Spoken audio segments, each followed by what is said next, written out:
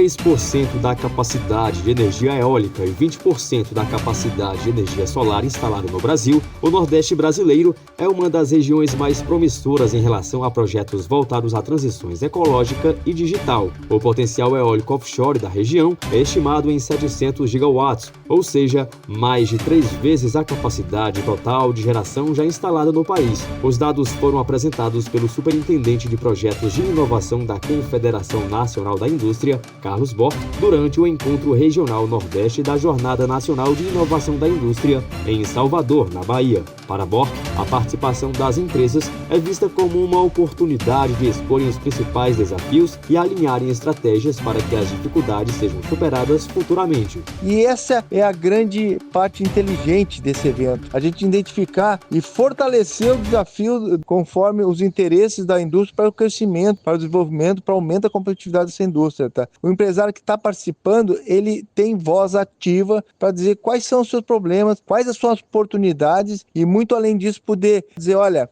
nós estamos no caminho certo. O evento, organizado pela CNI e pelo Sebrae, foi realizado no último dia 25 de novembro e teve como ponto de partida as potencialidades identificadas nos encontros em Alagoas, Bahia, Maranhão, Paraíba, Pernambuco, Piauí, Rio Grande do Norte e Sergipe. Durante a programação, representantes da Borborema Recursos Estratégicos, da MDI Industrial e da Shell detalharam projetos desenvolvidos em parceria com o Senai Cimatec, como o uso de agave para bioenergia e o beneficiamento de minérios de terras raras. O objetivo foi mostrar como a indústria tem aproveitado os potenciais da região. O presidente da Federação das Indústrias do Estado da Bahia, Carlos Henrique Passos, destacou que entre as missões institucionais do sistema indústria está corrigir as desigualdades regionais. Na avaliação dele, o setor é parte essencial no processo de desenvolvimento das áreas com menor capacidade econômica. De acordo com a CNI, juntos, os estados do Nordeste têm 30% dos projetos de hidrogênio verde atualmente em curso no Brasil, com potencial derivado da capacidade eólica e solar. A região também é a segunda em número de startups, com um crescimento acima de 40% ao ano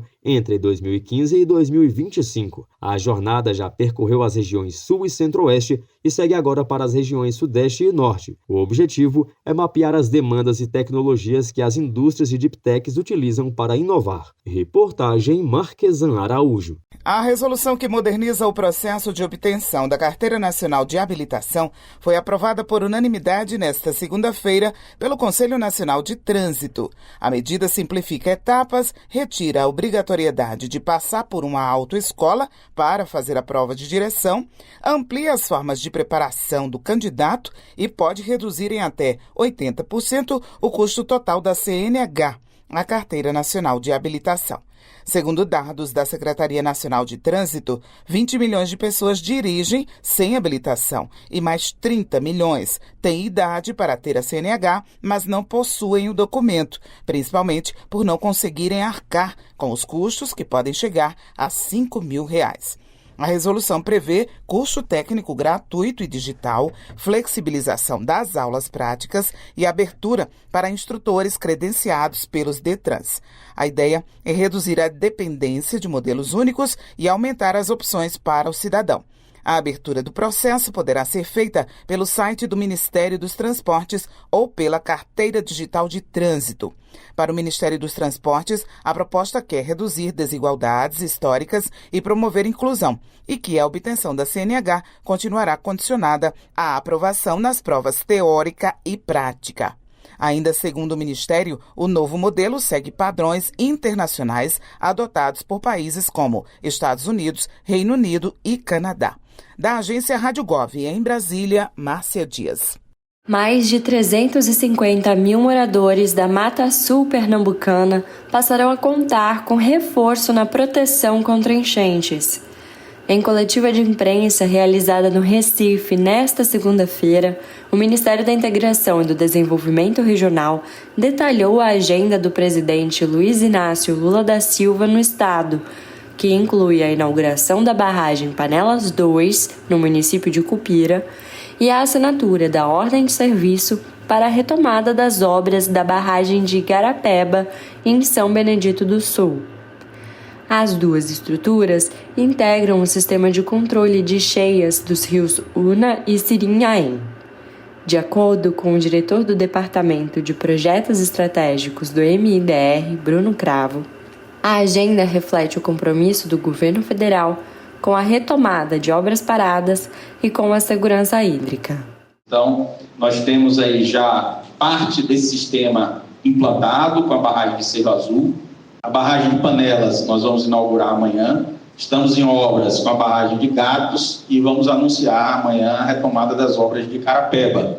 A barragem Panelas 2 armazenará 16,9 milhões de metros cúbicos de água e beneficiará cerca de 169 mil moradores no município de Cupira. A ordem de serviço retomará as obras da barragem Igarapeba, que estão paralisadas desde 2015. A conclusão está prevista para até 2030. Para saber mais sobre as ações do governo federal em segurança hídrica, acesse mdr.gov.br. De Recife, reportagem Júlia Luqueta. Choperia e restaurante Chapa Quente. Mais que um lugar para comer, um espaço para viver bons momentos. Na praça de alimentação do Friburgo Shopping, de segunda a segunda, o sabor ganha destaque. Petiscos preparados com carinho, pratos à la carte feitos na hora, comida quilo com qualidade e o chopp sempre gelado. Entrega em domicílio e atendimento para empresas. WhatsApp 229 9820 5534. Chapa Quente. Tradição, sabor e convivência à mesa.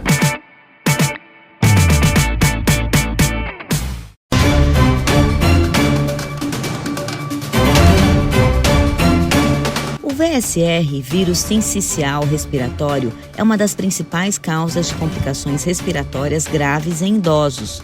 Altamente contagioso, o VSR é uma preocupação para a saúde de qualquer um, mas especialmente para pessoas acima dos 60 anos.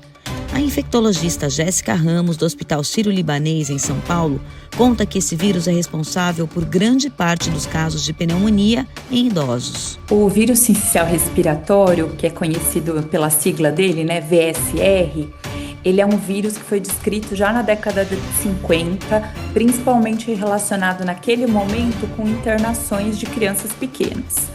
Mas a gente começou a aprender cada vez mais que é um vírus que circula nos meses frios e que costuma causar desde infecções respiratórias altas, os resfriados, mas em idosos acima de 60 anos começou também a atingir partes mais profundas do pulmão e causar pneumonia, portanto.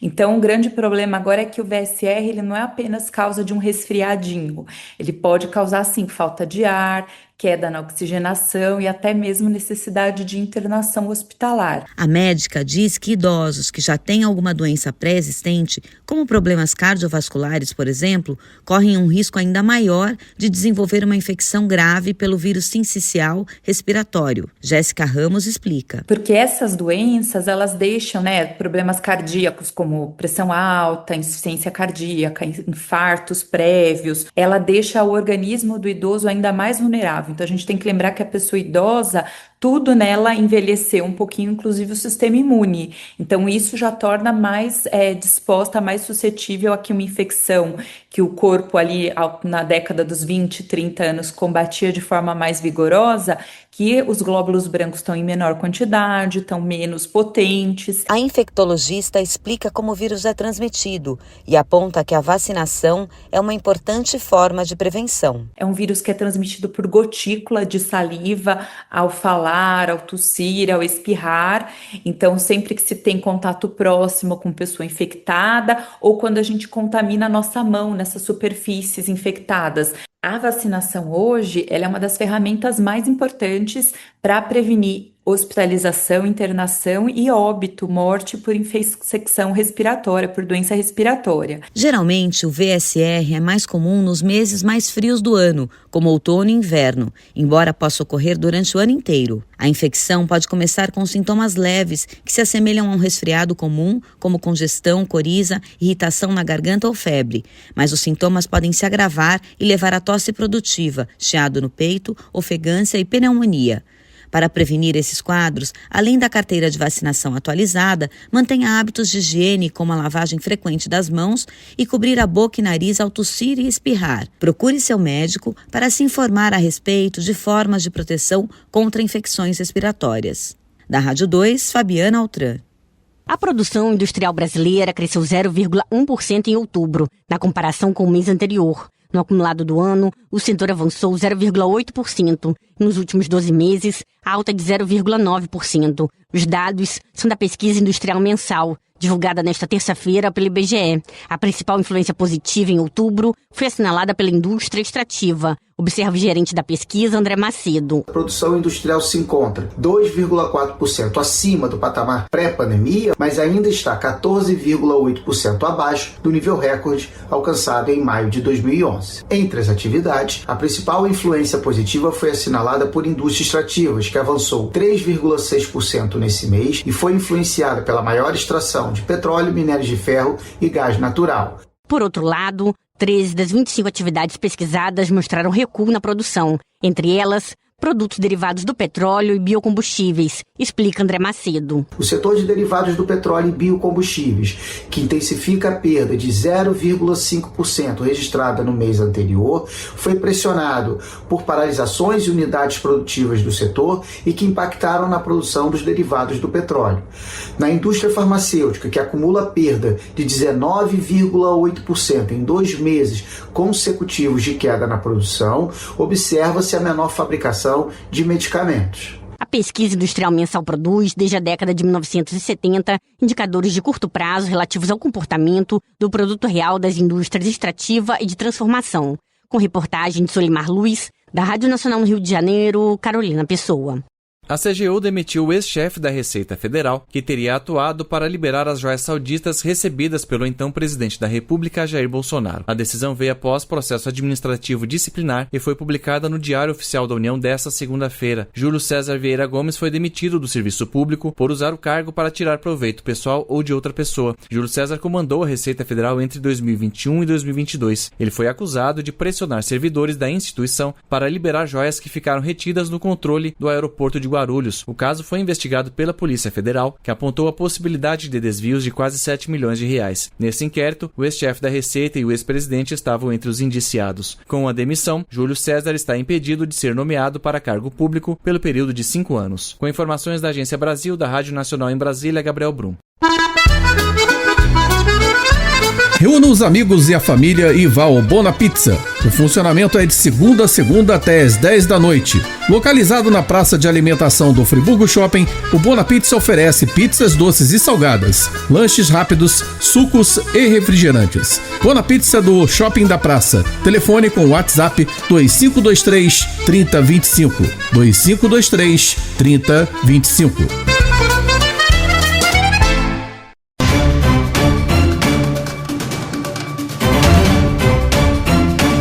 Durante o Summit da Micro e Pequena Empresa, realizado pela Confederação das Associações Comerciais e Empresariais do Brasil, a CACB, e pelo Sebrae, em Brasília, participantes apresentaram avanços do projeto Liberdade para Trabalhar, iniciativa do Instituto Liberal de São Paulo, que busca garantir a aplicação efetiva da Lei de Liberdade Econômica. Esta lei de 2019 estabeleceu a dispensa de alvará de baixo risco para a abertura de atividades, mas a efetividade depende da regulamentação municipal. O CEO do Instituto, Marcelo Farias, apresentou dados do Cadastro Geral de Empregados e Desempregados, o CAGED. Segundo ele, após a implantação da Lei de Liberdade Econômica, houve um aumento médio de 40% na criação de empregos formais e o número de empresas abertas cresceu em média 89%. Farias explicou que antes da Lei de Liberdade Econômica, o empreendedor enfrentava uma verdadeira maratona burocrática.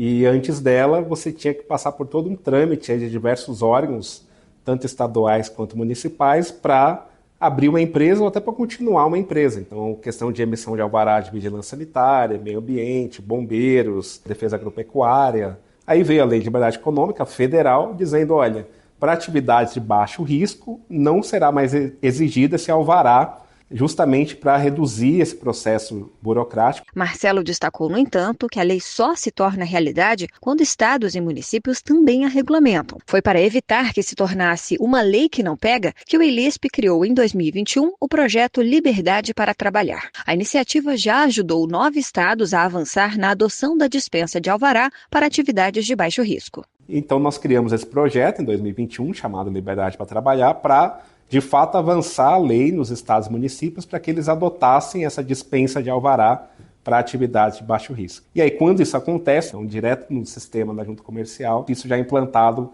pela própria junta comercial, ela já marca ali como dispensado de alvará aquela atividade quando a pessoa estiver abrindo ou quando ela for renovar o alvará. Na prática, você acabar ali, tornar invisível essa burocracia para o empreendedor para que ele possa trabalhar mais livremente. A CACB defende que cada município implemente a Lei da Liberdade Econômica de forma completa para desburocratizar e revogar regras que atrapalham o bom desenvolvimento da economia local. Para saber se o seu município já aderiu à lei, basta acessar o site liberdadepratrabalhar.com.br.